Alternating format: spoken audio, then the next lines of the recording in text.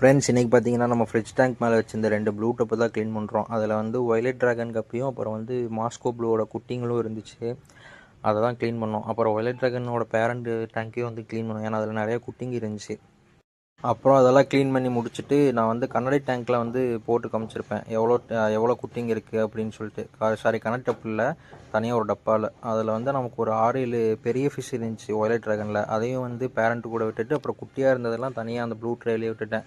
இது வந்து நம்ம மாஸ்கோ ப்ளூ வச்சுருந்த குட்டி ஃபிஷ்ஷு. இது வந்து ஓரளவுக்கு அடல்ட் சைஸ் ஆயிடுச்சு. ஸோ அதை வந்து நம்ம வந்து பேரண்ட் கூட வச்சிடலாம் அப்படின்னு சொல்லி முடிவு பண்ணிட்டோம். அதனால் வந்து அதை வந்து பிரித்து வச்சாச்சு.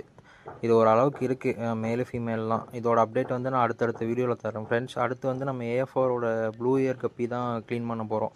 அதோட வீடியோவையும் நான் நாளைக்கு வந்து அப்லோட் பண்ணுறேன். வீடியோ பிடிச்சிருந்தா லைக் பண்ணுங்கள், ஷேர் பண்ணுங்கள், சப்போர்ட் பண்ணுங்கள் ஃப்ரெண்ட்ஸ். Bye friends.